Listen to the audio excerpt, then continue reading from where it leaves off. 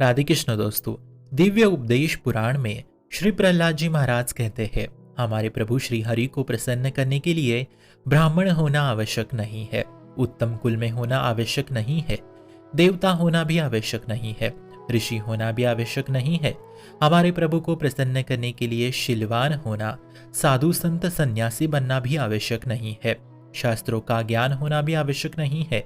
इतना ही नहीं, बल्कि प्रभु को प्रसन्न करने के लिए धन दान देने की भी कोई जरूरत नहीं है, बल्कि प्रभु को प्रसन्न करने के लिए आप तपस्या, साधना, पवित्रता से रहना, बड़े बड़े जन्माष्टमी और एकादशी के व्रतों का अनुष्ठान करने से प्रभु प्रसन्न होते हैं। अर्थात भगवान को प्रसन्न करने के लिए धन का दान करना ये जरूरी नहीं है, इससे वो प्रसन्न नहीं होते। बहुत पुराण शास्त्र पढ़ लेने से भी प्रभु प्रसन्न नहीं होते। ब्राह्मण की दीक्षा धारण करने से भी प्रभु प्रसन्न नहीं होते। प्रभु को पाने के लिए इनमें से किसी चीज को करना अनिवार्य नहीं है। धन, दान, शास्त्र, सेवा, ऋषि, संन्यास इत्यादि से प्रभु कतई प्रसन्न नहीं होते। इनकी कोई आवश्यकता नहीं है। तो प्रभु को क्या प्रिय है, वो किससे प्रसन्न होते हैं? प्रहलाद जी आगे कहते हैं, एकमात्र प्रभु श्री कृष्ण को प्रसन्न करने के लिए केवल केवल केवल और केवल भक्ति की आवश्यकता होती है और गुरु शरणागति की आवश्यकता होती है।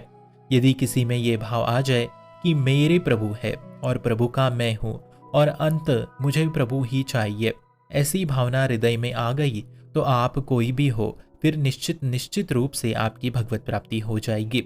इसी से प्रभु आपको पूर्ण रूप से स्वीकार कर लेते हैं, ऐसा प्रहलाद जी महाराज कहते हैं। इसके अलावा उनको रिझाने के लिए कुछ और करने की आवश्यकता नहीं होती। कोई दान देने की आवश्यकता नहीं है, कोई पुराण पढ़ने की आवश्यकता नहीं है, कोई सन्यासी ऋषि बनने की आवश्यकता नहीं है। बस आप भक्ति के बलबूते, भक्ति की नींव से, नाम जप की नींव से, गुरु शरणागति की नींव से आप प्रभु को प्राप्त करने में सक्षम हो जाओगे। बस अंत में मुझे प्रभु ही चाहिए, उनके अलावा मुझे कुछ नहीं चाहिए, ऐसी भावना आ गई तो आपका मोक्ष तय है। इसलिए भक्ति को एकमात्र केंद्र बनाइए, बाकी सब प्रभु पे ही छोड़ दीजिए और निरंतर गुरु शरणागत रहते हुए निरंतर राधा नाम में लीन रहिए। शुभम भवतु कल्याणमोस्तु।